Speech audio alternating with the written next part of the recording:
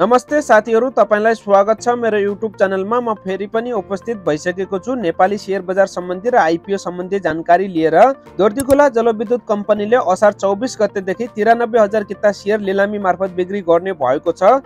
यस कम्पनीले लिलामी मार्फत बिक्री गर्न लागेको शेयरमा कस्ता व्यक्तिले आवेदन दिन पाउँछन् अथवा तपाईले यस कम्पनीले लिलामी मार्फत बिक्री गर्न लागेको शेयरमा कहाँबाट आवेदन दिन सक्नुहुनेछ, बोलपत्र कहाँबाट पेश गर्न सक्नुहुनेछ, तपाईले चाहिँ कति कितासम्मका लागि बोलपत्रमा पेश गर्न सक्नुहुनेछ भनेर सम्पूर्ण जानकारी लिनेछौँ। यो सम्पूर्ण जानकारी लिनको लागि भने तपाईले भिडियो अन्तिमसम्म हेरेर साथ दिनुहोला। दोर्दीखोला जलविद्युत कम्पनी लिमिटेडले असार 24 गतेदेखि 93,629 किता शेयर लिलामी मार्फत बिक्री गर्ने भएको छ।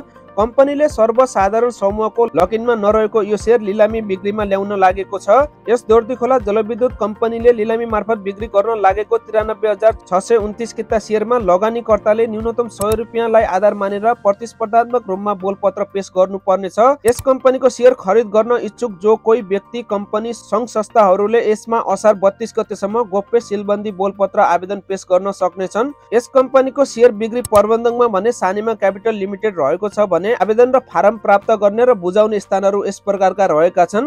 जस्तै तपाईले सानिमा क्यापिटलबाट काठमाडौँ नक्सालबाट आवेदन दिन सक्नुहुनेछ भने, त्यसैगरी तपाईले सानिमा बैंक लिमिटेडको विराटनगरको मोरङबाट आवेदन दिन सक्नुहुनेछ भने, बिर्तामोडको झापाबाट आवेदन दिन सक्नुहुनेछ, त्यसैगरी वीरगञ्जको पर्साबाट आवेदन दिन सक्नुहुनेछ भने, त्यसैगरी तपाईले जनकपुरको धनुषा, त्यसैगरी भरतपुरको चितौन, त्यसैगरी हेटौडाको मकवानपुर, त्यसैगरी पोखरा न्यू रोडको कास्की, त्यसैगरी बुटोलको रूपन्देही, त्यसैगरी घोराईको दाङ, त्यसैगरी नेपालगञ्जको बाँके, त्यसैगरी वीरेन्द्रनगरको सुर्खेत, त्यसैगरी धनगढीको कैलाली र महेन्द्रनगरको कञ्चनपुर, त्यसैगरी बागलुङको बागलुङबाट तपाईले यस कम्पनीले लिलामी मार्फत बिक्री गर्न लागेको शेयरमा आवेदन दिन सक्नुहुनेछ।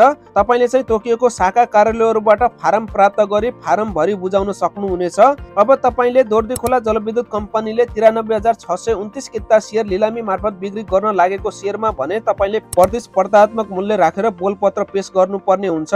यस कम्पनीको आज दोर्सो बजारमा अन्तिम कारोबार प्रति किता 316 रुपैयाँ 22 मा भएको थियो भने हाईमा चाहिँ 336 रुपैयाँसम्म गएको थियो भने लोमा चाहिँ 307.80 रुपैयाँसम्म गएको थियो। अब तपाईले गोप्य सिलबन्दी बोलपत्र पेश गर्दाखेरि भने तपाईले सबै किताका लागि आवेदन दिन सक्नुहुनेछ भने तपाईले न्यूनतम भने 100 किताका लागि आवेदन दिनुपर्ने हुन्छ।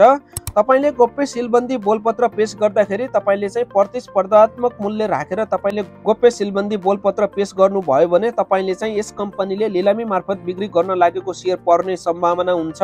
अन्यथा तपाईले 100 रुपैयाँ प्रति किता मूल्य राखेर गोप्य सिलबन्दी बोलपत्र पेश गर्नुभयो भने तपाईले चाहिँ यस कम्पनीको शेयर पाउने सम्भावना एकदमै न्यून हुन्छ अथवा तपाईले नपाउने सम्भावना हुन्छ। यस कारणले गर्दा तपाईले गोप्य सिलबन्दी बोलपत्र पेश गर्दा म्याक्सिमम मूल्य राखेर तपाईले पेश गर्नुभयो भने तपाईले चाहिँ यस कम्पनीले लिलामी मार्फत बिक्री गर्न लागेको शेयर पाउने सम्भावना हुन्छ। अब तपाईले चाहिँ गोप्य सिलबन्दी बोलपत्र पेश भने असार 24 गतेदेखि असार 32 गतेसम्म आवेदन दिन सक्नुहुनेछ। तपाईले आवेदन दिनको लागि भने मैले यहाँनिर फोटोमा राखिदिएको छु, ती तोकिएका शाखा कार्यालयहरूबाट फारम प्राप्त गरी फारम बुझाउन सक्नुहुनेछ। अक्सनमा तपाईलाई यो शेयर परेको खण्डमा भने तपाईको पैसा ब्याङ्क एकाउन्टबाट काटिनेछ भने, यदि अन्यथा नपरेको खण्डमा भने तपाईको ब्याङ्क एकाउन्टमा पैसा रिटर्न हुनेछ।